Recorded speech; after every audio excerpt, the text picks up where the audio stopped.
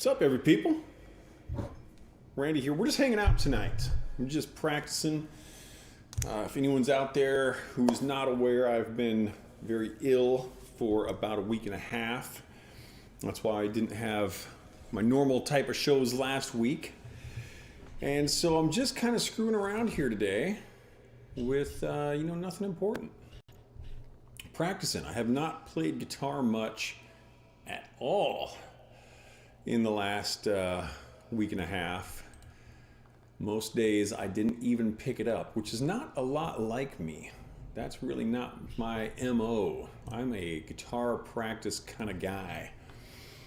So we're just kind of getting caught up on practice here. We're gonna fiddle around with some things and stuff and junk and see where that leads us and kind of have some fun. We did the same thing earlier today and it was a good time. So I'm gonna open up a file here and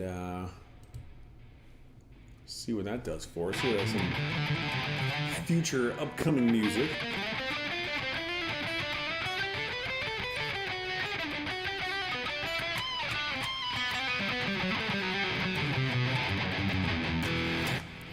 So this is a big conglomeration of 4 albums in one file that I've written most of. So this is basically, I've got 3 albums written on this. I'm just gonna kind of look through here and see what's in it. See what's happening with things. Oh, I'm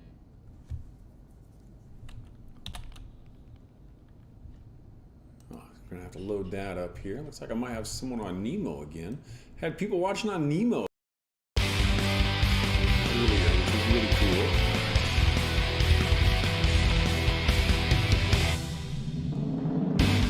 This needs to stop. Don't listen to this. There we go. Okay. I cannot do that then. I thought I was going to be able to do something there, but I will not. Because if anyone's listening, you actually just heard part of a song that I'm not playing for people yet. That was actually off of my 65th album, my upcoming one. That was a little bit of 3 Blind Mice. And I'm glad I got that shut off because that's one that I'm not letting people hear in advance. Earlier today, I did actually play one of the songs off of the upcoming release, and I'm going to do that again at the end of this stream. I'm going to play a song called Silent Prophet. Prophet-like. P-R-O-P-H-E-T, not profit-like. Ooh, look at all the money I made. Because I'm not into that crap. So I'm just looking at a future album here. This one, the album is called Pyrrhic Victory. I don't know what position this will be in. Yes, Sarah and I are both feeling a lot better. Thank you for asking. Well, it was brutal. Absolutely vicious pain. We both think it is probably in our top 3 sicknesses of our entire lives. It was so bad. Fortunately, we had each other here to take care of each other, and that worked out well. And we just took it real easy, and that's about the way it goes. So, so yeah, thanks for stopping in. So, like I said, what we're looking at here is, I don't know which order this album will occur in, but I know that my 66th album, I played a little bit of that earlier, just kind of going through parts. And, yeah, so that one, the 66th album is going to be called Schizoid Paraphrenic. This album is titled Pyrrhic Victory. I don't know where this will fall. I know that my 68th album will be the 4th in the Asymmetric Writings installments. And this will be somewhere else around. I know that my 69th album is going to be called Believe in Pink. And I also have already announced that I will be doing that show in drag. So that will be awesome. But I'm just kind of going through and just kind of looking at some of the riffs that I've written here. This stuff I wrote probably like a year ago. I don't even know what this should sound like. So let's just kind of look at it.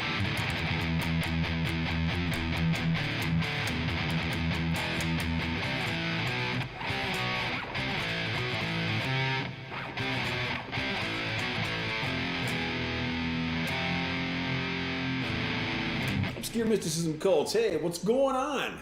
Thanks for coming in. Glad you're here. Like I said, I'm just kind of practicing tonight, getting back in the swing of things. We've been so sick for the last week and a half that I have hardly even touched a guitar. It's been brutal. So getting back in the swings, and I also don't think it's probably a good idea for me to have a smoke machine going this soon after recovering. I'm gonna give myself a little more time. So next week, we should be back to our normally scheduled Friday night riffs and Friday afternoon riffs. But here we're just kind of catching up and having some fun. So looking at riffs from potential future albums.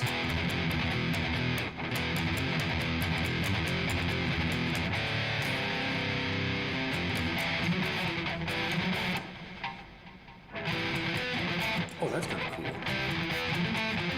Oh, I like that.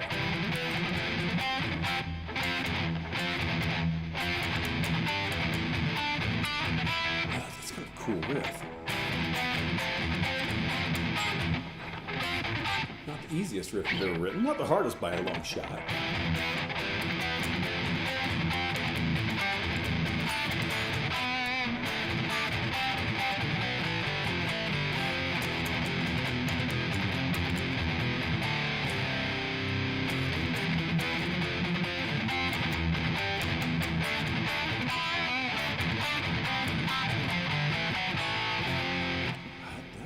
Cool.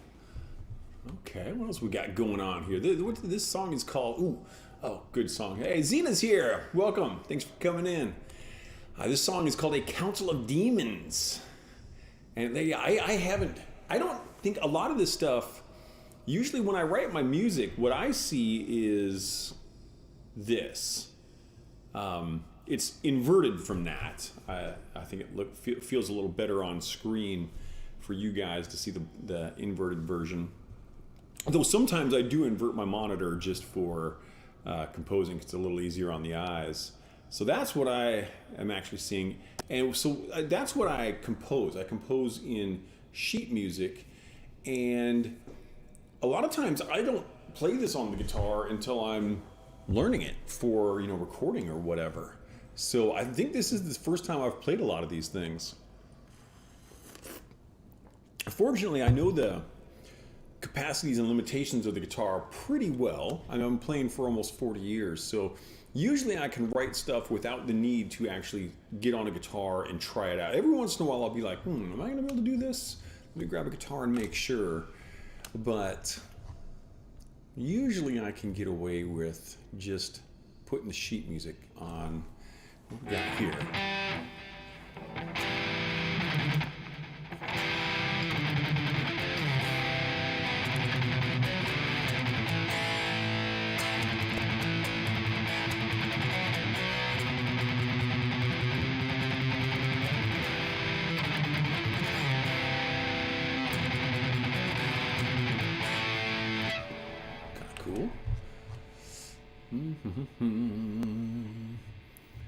Nothing crazy going on in this one, but I think it'll be a good solid piece. What's the next song on here is called The Moon's Crime.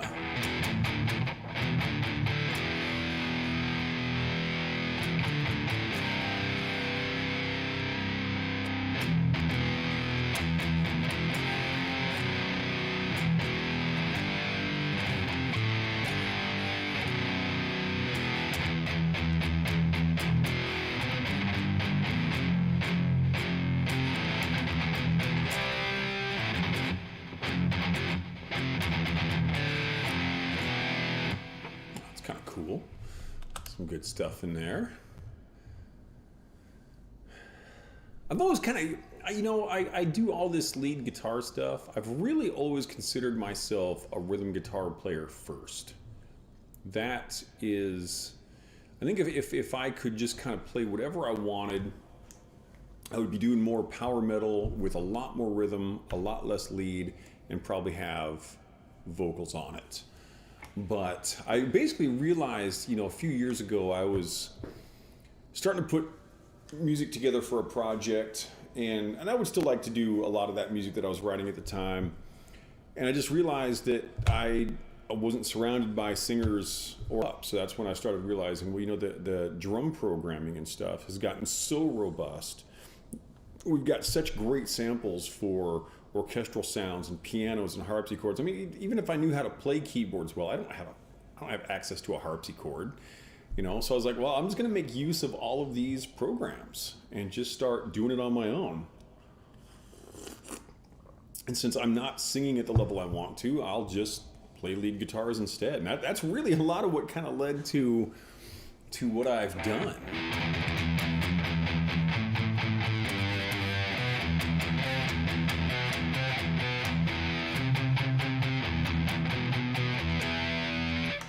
And if you are just coming in and you didn't hear initially, I am going to play one song before I leave, a song called Silent Prophet off of my upcoming album. And so this will kind of be a premiere for that album, so to speak, just a little bit. Most of this, I think there are only 3 songs on there I would be willing to play. And those songs are Silent Prophet, The Devil Believes in You, which I played in the early show today, and Almost Invisible. I think that the others, I would, yeah, definitely. The other 7 I would definitely wait on. But we will be hearing Silent Prophet is cool. I'm really digging where that song went to.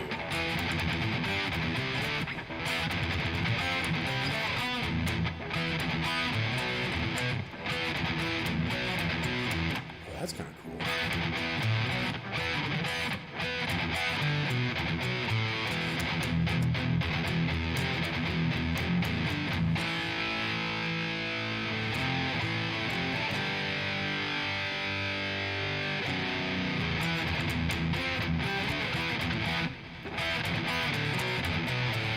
That's kind of an interesting one.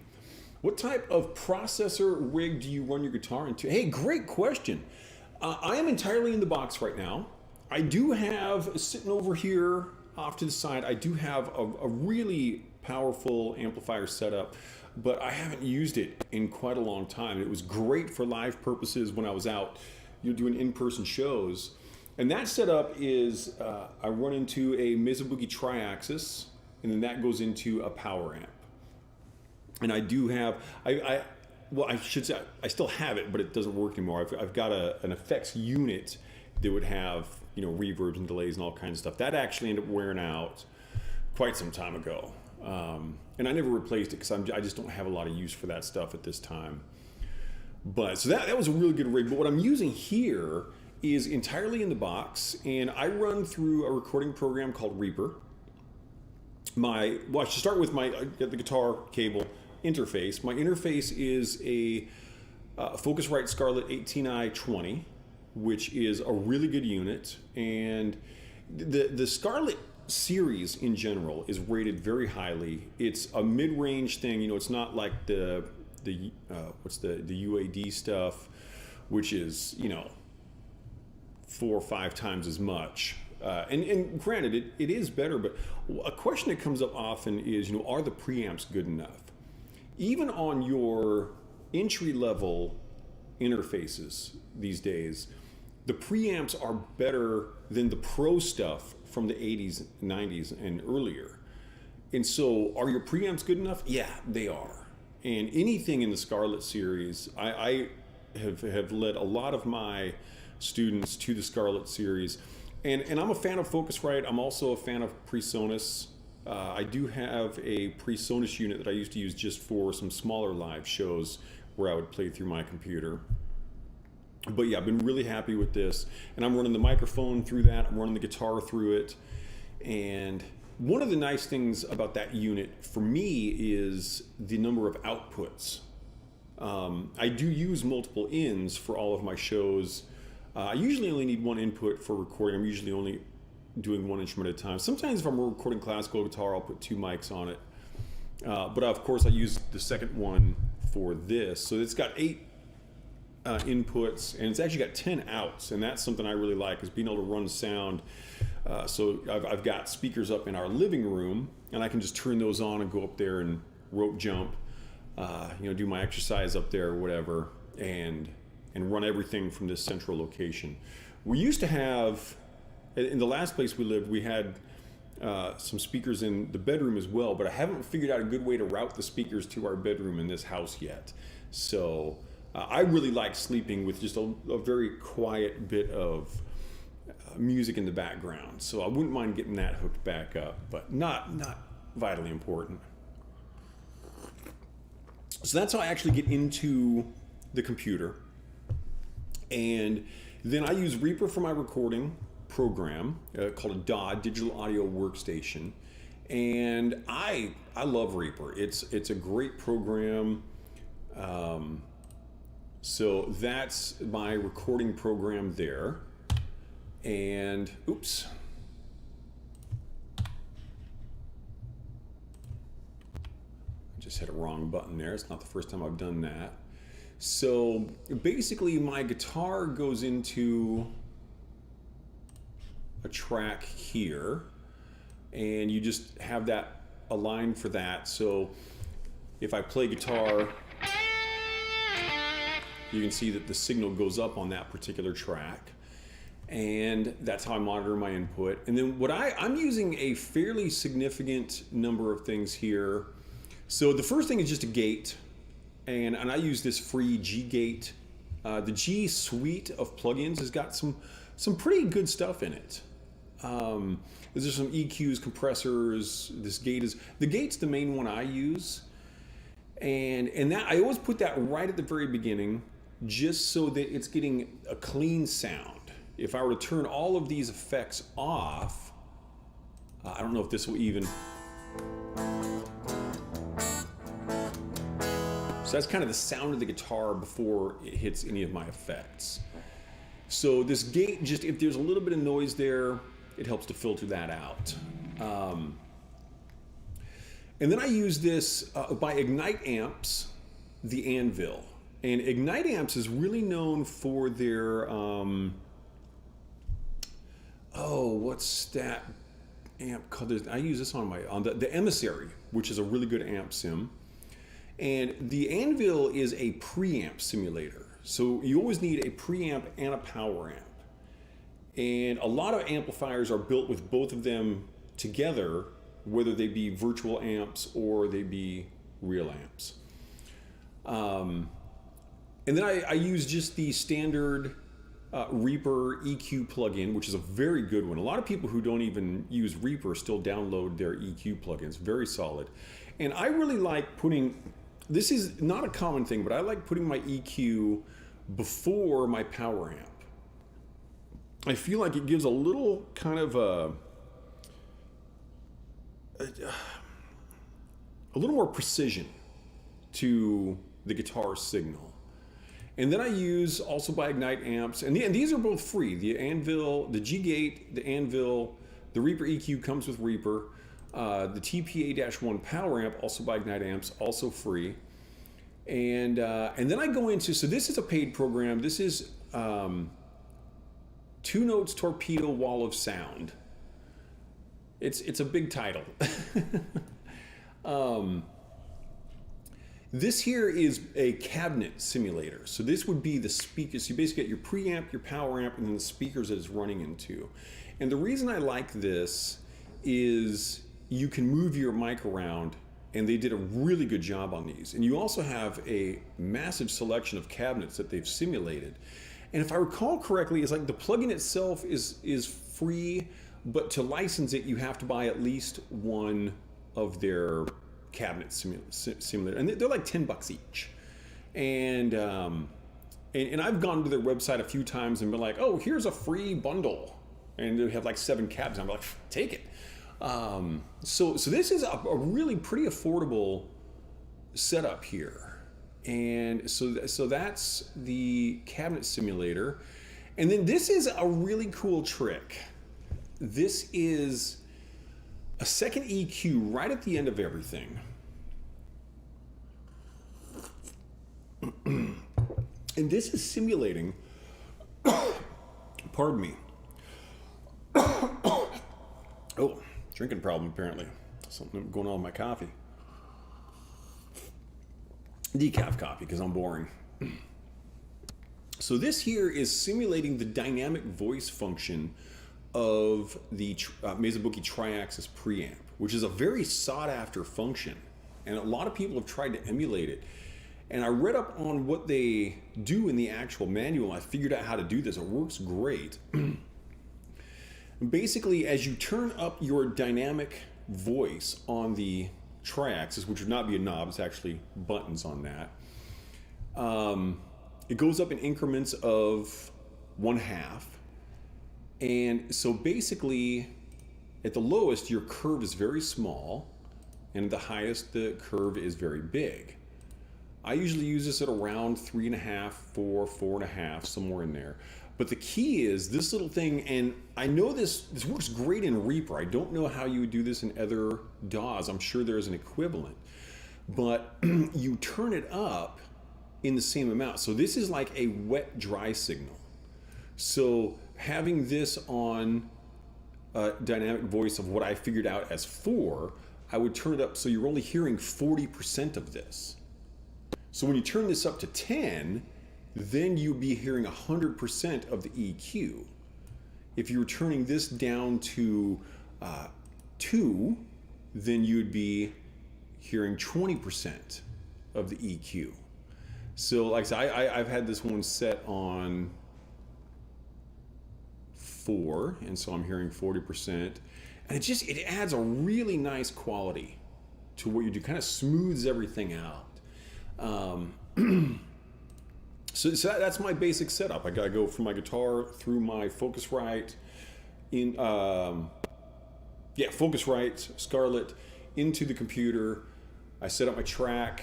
I put on a gate on the clean channel. Then I go preamp, EQ before my power amp, wall of sound for the cabinet simulator, and then I throw on my dynamic voice EQ here. And it's been a pretty good little get up for that. And I used it, that's my lead channel. I'm using the same exact set of tools on all of these. But here I'm using my dynamic voice on like 5. I've got different settings on the preamp, the power amp, got slightly different settings on the EQ. Using different speaker cabinet simulators, all of that. So it's a little different, with the same basic chain, and then I set that up for each individual sound for whatever that's going to be. So that is my signal chain. It's a great question, Obscure. I like it.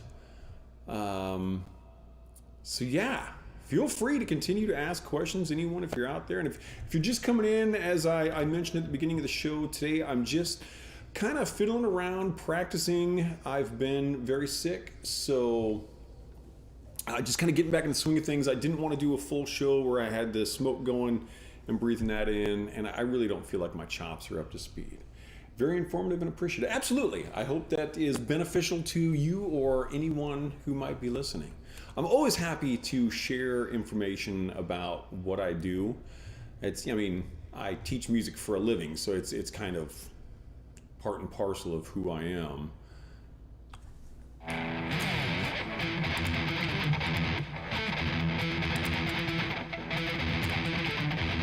Ooh, that's an interesting little riff. Also, for those who may be just coming in, I am just kind of going through some music that I've written for future albums and just kind of fiddling with it on guitar to see where it's leading me. See what I've written. A lot of this stuff I've never actually played. I've just written it on sheet music, and so playing it for the first time.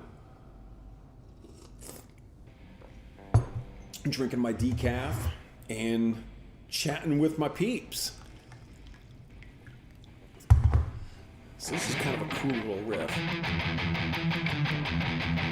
And I was talking about this, I was doing the same kind of thing earlier with some other music that I've already written in the early show. In that one I was playing the song Schizonoid Paraphrenic, the title track of my next album, number 66. And it's kind of got an interesting bit of difficulty in it. It's not terribly hard, but so when you're not getting something, just do what music teachers say: slow down.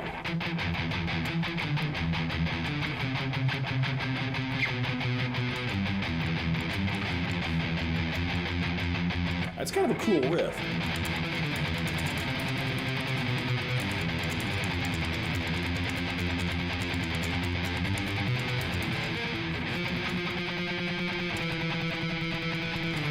Well, that's going to be interesting.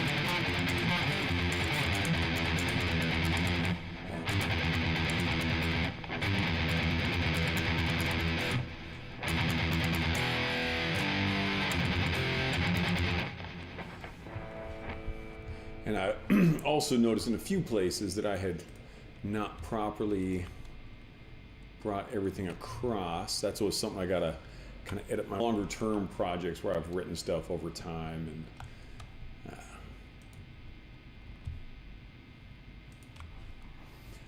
all right, what else we got in here?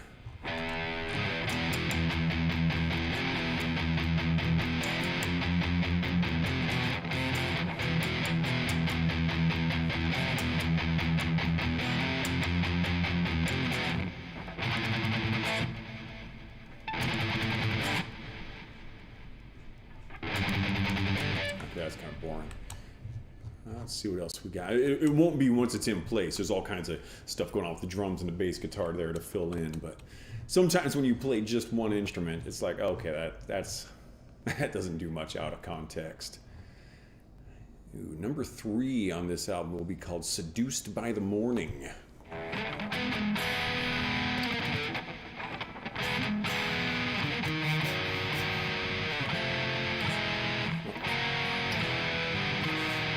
It's also a G sharp minor.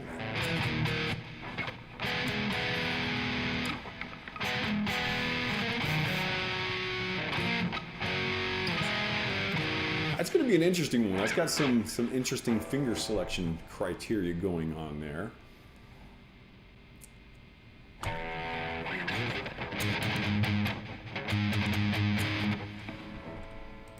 What's happening here?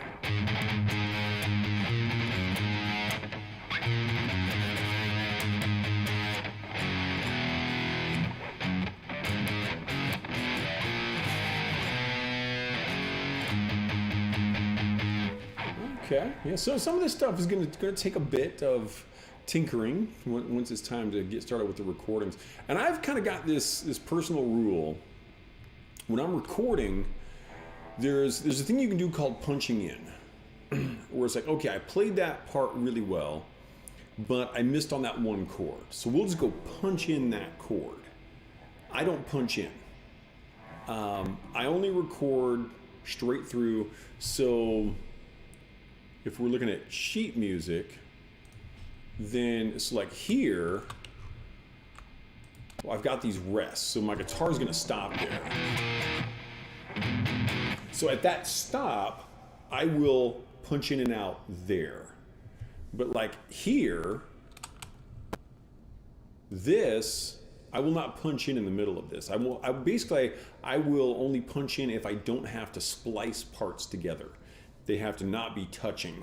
And that's just kind of my personal rule about recording. And engineers love musicians that do that kind of thing, because it really does make the recordings better. And it makes the recording process significantly easier, because it means you know your song well enough that you can play it, and you don't have to do nearly as much editing as you do when you do splice things together. So some of this stuff I'm definitely going to have to figure out some of my finger selection criteria.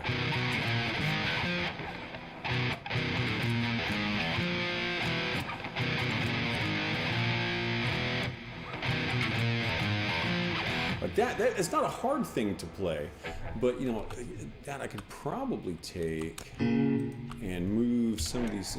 That's always a great part about guitar playing. Is like, okay, what if I move these things to a different string?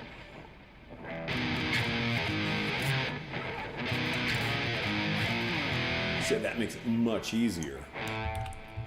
And that's something that I always play with as I'm coming up on the actual recording. Sometimes, if I'm doing something like this, I'll take note of it. And it doesn't look like anything in here is going to be terribly difficult. I've got some cool sixths going on there.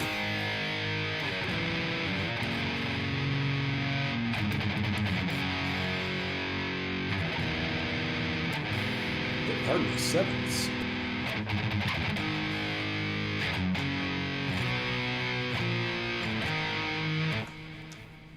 Cool. Okay. The Witch's Lair. Looks like that's going to have some acoustic guitar going on, possibly. Fades in with an electric guitar. That stuff looks pretty basic on this.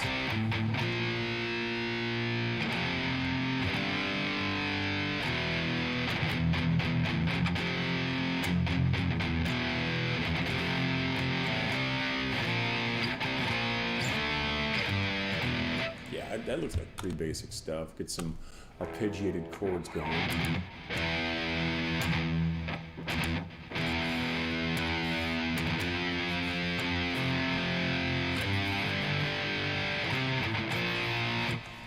Okay, cool. And of course, playing this stuff with this kind of, just the 1 inch, like I said, the context really does matter on this. So this is The Prophecy of the Skull. God, I'm good at song titles. Looks like a slower piece.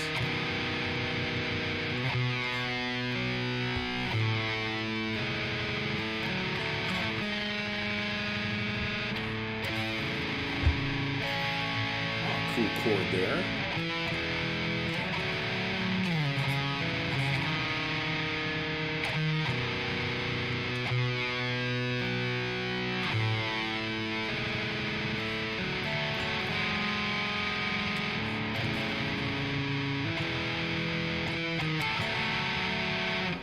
Okay, that's got some. I'll probably play that with a bit lighter distortion, kind of back the distortion off on that to get a little more clarity out of some of those chords. That's how I'm currently envisioning it. And, Obscure Mysticism Cult asked about my signal chain. One of the nice things about doing it this way, on some previous recordings I'd done with other bands, outside of my solo, or even on my first solo album, everything was recorded through the amplifier. So you don't really get to make decisions after the fact. So I could record this, and then I could decide afterward, hey, let me try out a different amp, because I've got a lot of different amp sims, and even totally in the free realm, there are just a ton of excellent amp sims out there. I actually have a really nice, there's a paid sim of my Triaxis, preamp called the Reaxis. I think it was like $80. Really well done on that. But I have found that there are a few reasons that I like some of the free ones actually better than some of the paid stuff. So like something like this, I might sit there and there's one called the Lextac by Le Pew or Le Pau, I'm not sure how to pronounce it, plugins. It's just a whole suite of free amp simulators. And I use those a lot. That Lextac I will often use for my kind of lighter distortion sounds on a lot of things. So I could see something like that being used in this song very effectively. And then sometimes also, I might decide just in one place to change, go to just a lighter distortion here or just a heavier distortion here. And I can totally program I can have, I'll just use this one amplifier and program it to turn the distortion up or down. Or I could be like, okay, I'll use this part of the song on this amp sim and this part of it on this amp. It's really pretty cool the way these have gone. When I was coming of age as a guitar player, it was all about tube amplifiers. And the solid state technology had come a long way, and digital technology didn't really exist in the amplifier community yet. Digital technology existed, but we weren't using it. And the kind of common consensus was nothing's ever going to beat a tube amp. And granted, I love tube amps. They're awesome. And all of my amps over here are tube. My Triaxis, my power amp, that's all tube stuff. They're extremely heavy. They're very delicate. And you have to replace tubes more than I care to. But eventually, solid state technology did get really good. And then digital came in. And I'll tell you, I don't think in a blind test I could tell the difference between my Reaxis plugin and the actual Triaxis. It's that good. So some of this stuff is just killer. And like I said, a lot of it is just completely free or really inexpensive, you know, compared to actually buying an amp, which you get one of. And then you have to buy a speaker cabinet, which you get one of. And those are very costly. I actually tried to save money to a small extent, and I made my own speaker cabinets, which you can kind of dark back there, but right there on the bottom, on both sides, are my 412 cabs. And I made those myself, and I ordered some vintage 30 speakers, which are really good for guitar stuff. And yeah, I put those together myself, and they were really good cabs. I like them a lot, but I really didn't save all that much money. Even making those myself, they were around $500 a piece in the late 80s. So late 90s was when I built those. So, you know, basically $1,000 for my full stack, and then you've only got that one set of cabs. You know, either you buy them or you make them, whatever it is. And you know, when you're doing this stuff, whether you're using something like the 2 Notes Torpedo that we looked at earlier, or you are doing, you know, there are a lot of impulse response loaders which can stand in as a cabinet, and you can get an absurd amount of these things, and all over the net. You can get free ones, you can get paid ones, and again, there's a pack out there going around called the God's Cab that I've got. And it's got like 1,300 amps, impulse responses, cab simulators. So it's pretty cool. Yeah, I don't even know where that all came from. Just talking about Randy stuff. So this next piece here, the Pharaoh's Judgment. This is one that I worked on quite a bit.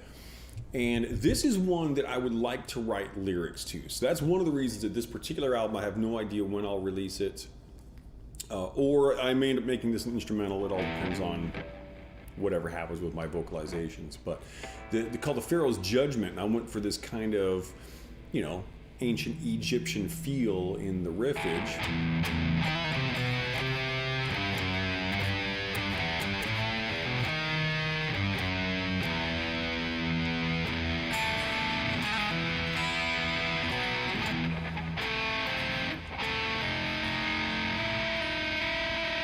Some of it's kind of wacky. So that's kind of the intro riff. I really like that. It's going to take a little practice on a few of those chords to get there on the fly, but I like the way that feels.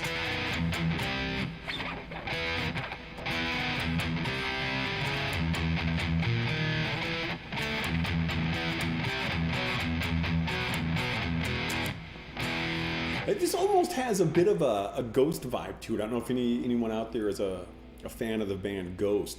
I love Ghost. They have got some awesome stuff. This riff almost has a bit of a Ghost vibe to it, which I think is very cool. What else we got going on here?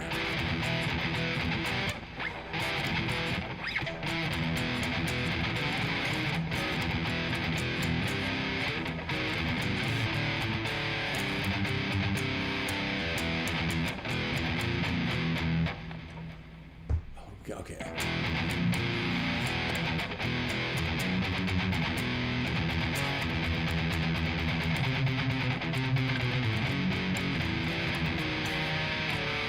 Oh, I like that. Oh, this has got some pretty cool chord substitutions in it.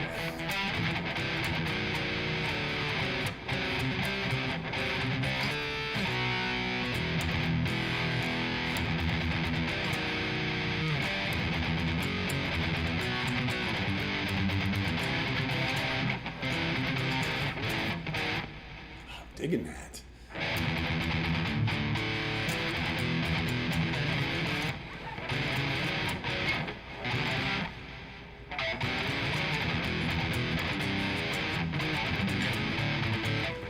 That's got some cool riffage.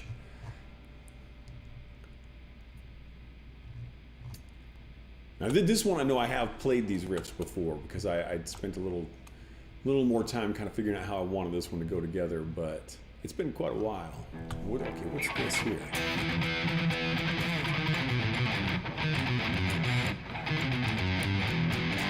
Oh, that's kind of cool.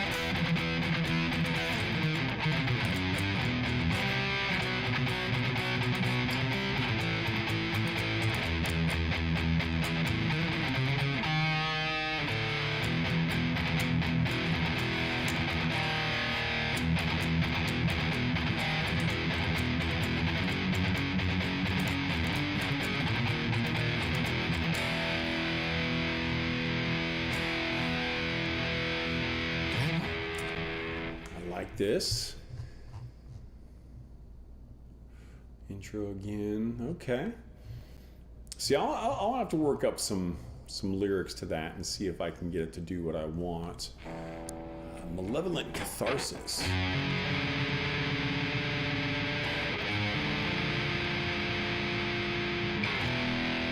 This one I think also might need some lyrics.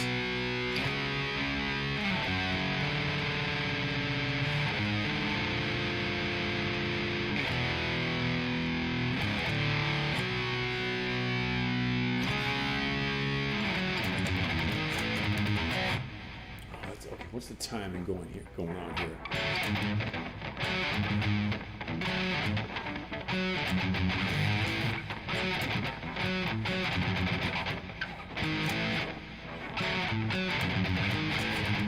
Okay, there we go.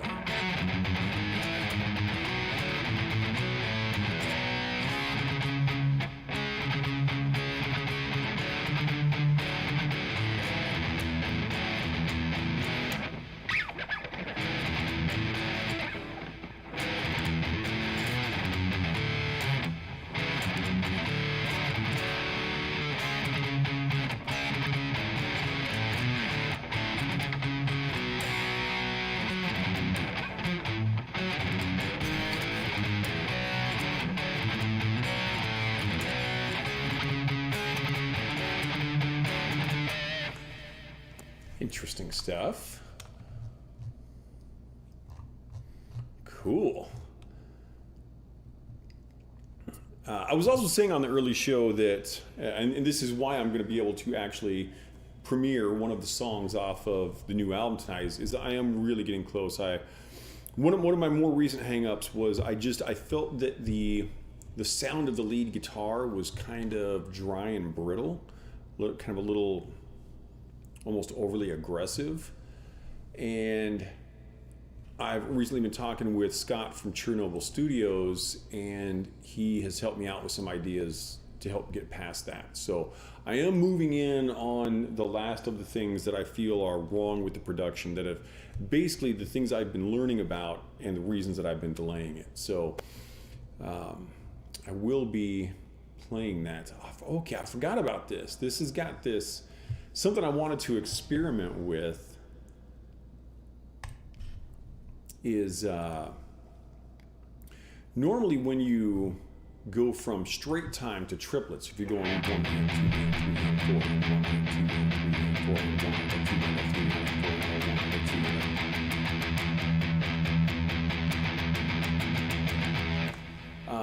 2 hand. You keep doing your 1, 2, 3, 4 at the same speed.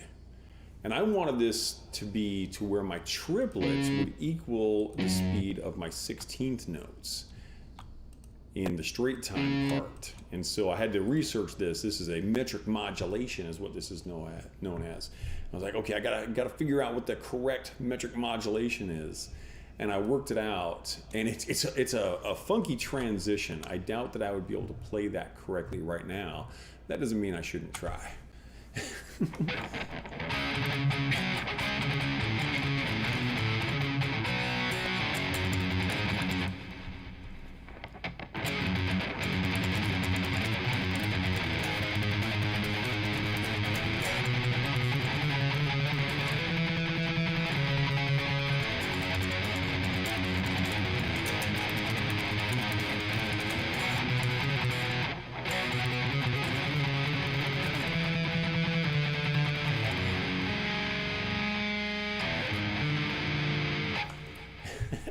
That's probably not quite right. I will have to work all of this, of course. Like I said, this is just practice tonight, just fiddling with stuff. But it really is an interesting change of tempo. And in this case, I was talking a while back, I was playing one of my songs with a bunch of triplets in it and talking about how it kind of feels like that one has changes of tempo, but it actually doesn't. This one does have a change of tempo, and it definitely feels like it does have a change of tempo. So that'll be a fun one. That's pretty cool. What else is coming up here? What kind of riffages do we got? On the Altar of the Goddess would be song number 8 of this particular album.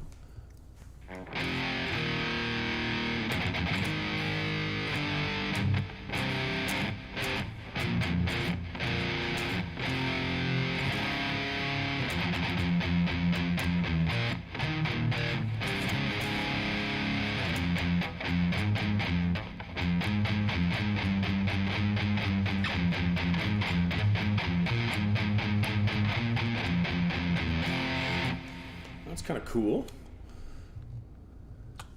It's like a lot of this is kind of straight ahead, power chords and major minor diamond. And this is something I've recently had a talk with a few of my students that over the years of teaching, I have had a lot of students come to me and ask me to teach them to play Holy War's Punishment Due by Megadeth, which is a killer song. I'm not going to play it here because I don't play copyrighted work on my channel at all. It's just not worth it to me. But it's a killer piece. And what I've explained to my students, I've only ever had one student, a kid named Cade, who's very cool. He's the only one who's ever learned that song all the way through. Most people give up on it. But what I tell them is, there's nothing hard in it. In fact, to play the entire song, you need to be able to play single notes, power chords, major dyads. That chord shape, which you can put anywhere on the guitar, and that chord shape, which you can put on. That's all you need. Single notes, major dyads, and power chords. There might be a minor dyad or two in there, but you never need more than 2 fingers. And so when people don't learn this whole song, they don't break it down properly and look at, hey, this is just a whole bunch of really simple things chained together to make it complex. And you can usually do that with most music. And I'm just looking at this song here, and I'm like, okay, I've got power chords, I got minor dyads, and I've got some major dyads. There's nothing difficult in this. Rhythmically, some of the timing in some of my songs, and to a small extent in Holy War's Punishment Due, can be a little more complex. But if you just slow it down, suddenly it's like, oh, there's nothing hard here. You play it slow, it's dead simple. And then just give yourself the time to get it up to speed. And a few years ago, I read some books by guitar teachers that were written, I want to say in like the late 1800s, early 1900s, so more than 100 years ago. And back then, guitar teachers and all music teachers were saying the exact same thing that guitar teachers and all music teachers say now. Practice your scales, use good technique, slow down. And it's such an important thing to keep in mind. It really is. Okay. So it's like I said, I wrote got a room for 4 full albums on this. I've written 3 of them and some spare change on the very first one. This album is called When the Last Heart Breaks, and the first song is called I Choke on My Words.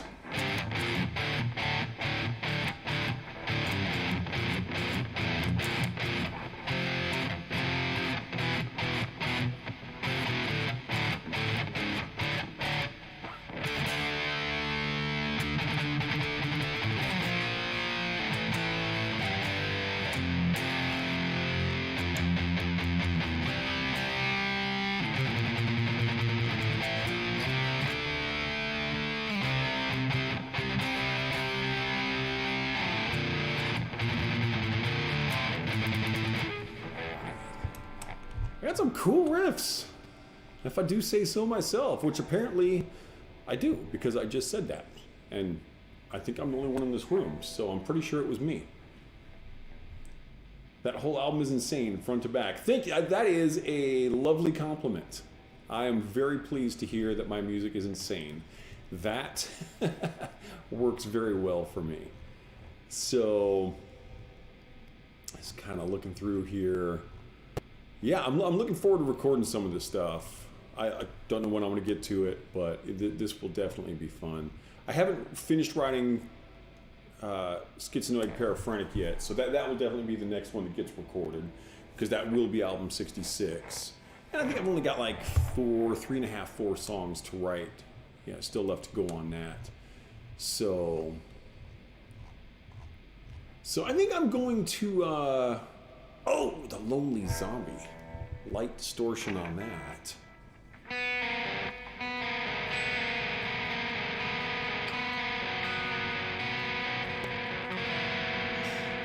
that.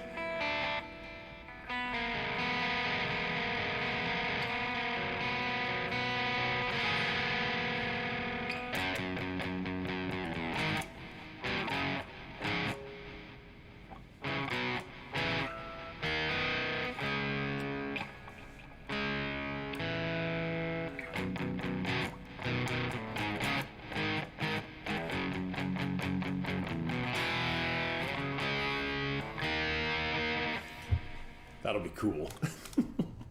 I love my own music.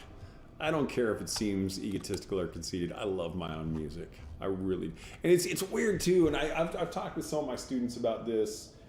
Sometimes I open up the sheet music, and I'm just like, where did this all come from? You know, because there's Lonely Zombie is also in G sharp minor. That's cool. I'm just like, I don't even know where this music freaking came from, man. I feel like I vaguely remember writing this riff.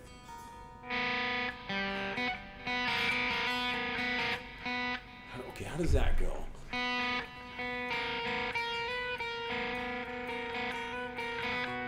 Oh, okay.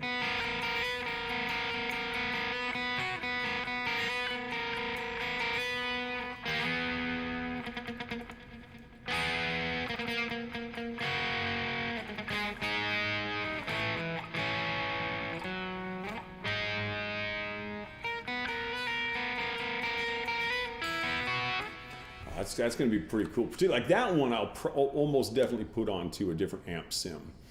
I think that setting that up with a different amp sim will have a little better feel for the lighter distortion that I'm going. Probably use the Lextac I was talking about earlier on that. Black Moon, right? God, I got great song titles. What are my song titles on here? Black Moon Rising. It Must Simply Be. The Crown and the Conquest. Anxiously Waiting. Walk Down the Path. Oh, that looks like it's going to be a... Now this one, I think I recall writing this one on stream probably about a year ago. And then I got done with it, and one or two of my students were actually watching that night. And I was like, okay, let's see if I can play this thing now. And I kind of made it through. And normally, because I'm going to play a bit off of Incomprehensible Isolation here in a few minutes, I'm set up in a way that I wouldn't really be able to play through this properly. But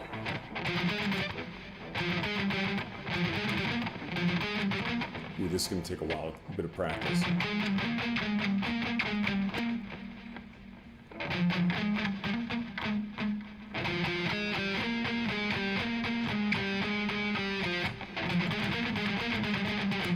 Oh, that's going to be cool.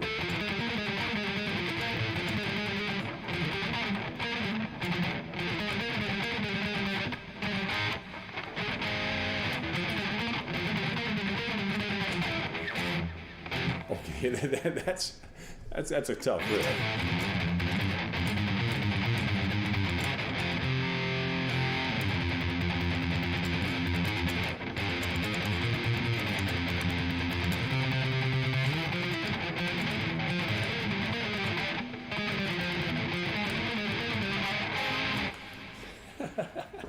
Okay.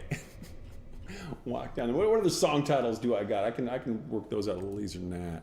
If Yesterday Could Bleed. And The Fifth Horseman. What's going on in The Fifth? Oh, this one was kind of fun. There's a thing we hear all the time in metal called a gallop.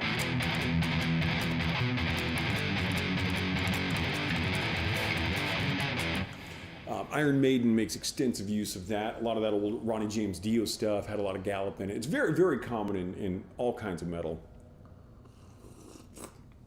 And it's kind of got that, it's called a gallop because it's kind of got that charging into battle with the cavalry kind of feel to it. Oh, I'm totally not even on my camera here. You didn't see me charging into battle with the cavalry. But so the thing that makes the gallop what it is where the accent falls. So this, and I've done this in a few other places. I love the feel of it. I basically set up so the accent falls in the middle instead of at the beginning, or rather, instead of at the end. So how okay, I gotta get my mind structured right here. That could take a few years.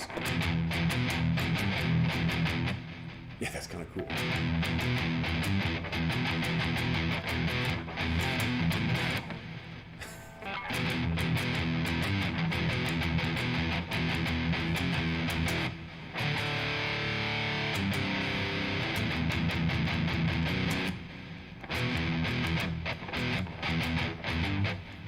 This one will take a little while to get into. This is cool though.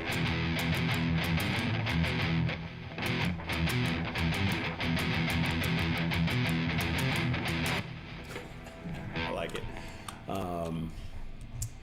Cool. Okay, so let's actually play a little bit of. Let's do a premiere for those who have hung out for the cool show.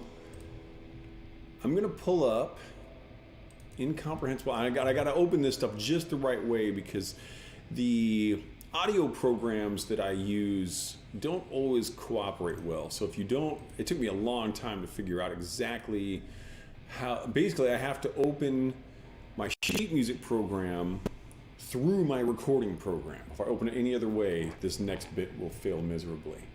But let's reward you guys for being here for the weird show.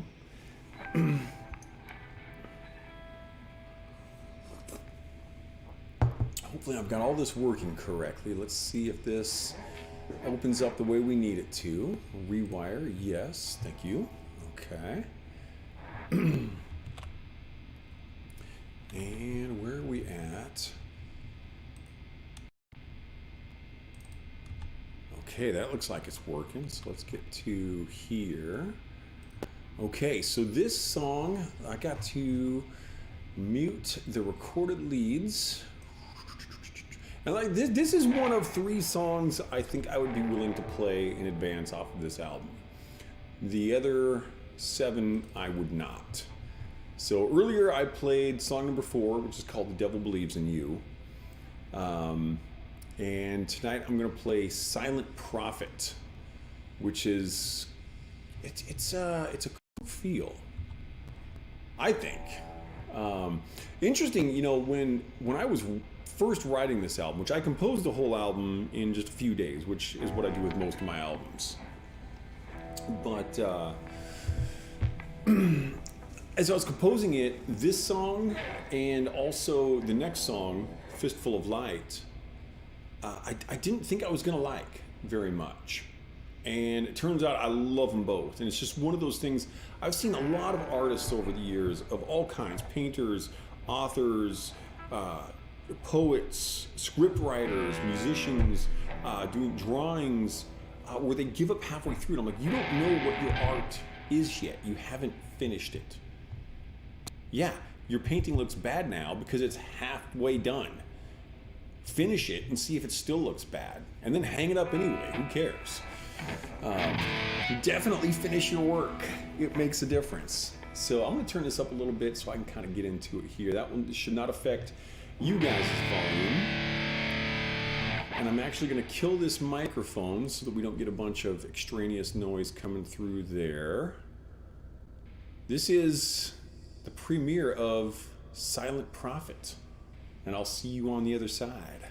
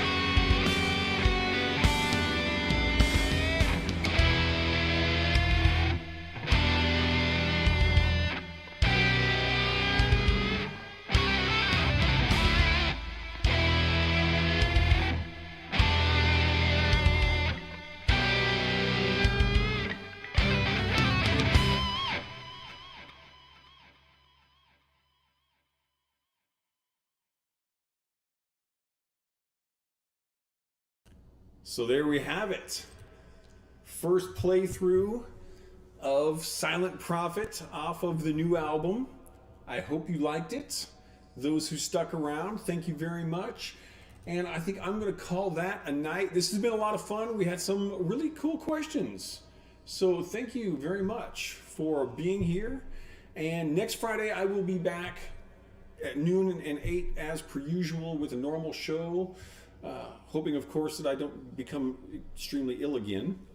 Very unlikely. I don't get sick very often, which also means I'm really bad at working with it. I don't know how to handle being sick. I'm not a sitcom style wimp that has to be taken care of, but I'm not good at it. So hopefully you are all well as well, and thank you very much for the compliment, Obscure. And that is not, in my opinion, the best song on the upcoming album. I like it a lot, but I do not think it's the best one there. In fact, at highest, I would probably put it at number 3 or 4. My favorite on the album is called A Fistful of Light. My second favorite is probably Waiting for Time. And then my third favorite is probably the 3 Blind Mice variations, which is so awesome. I'm really pleased with where I got to with variations on 3 Blind Mice. Yeah, we are ultimately feeling better. Not 100% yet, but we will be back next Friday. And thank you very much, everyone. I'm looking forward to seeing you all again. Have a great night, a great following day, and a great week. And we'll be back next Friday.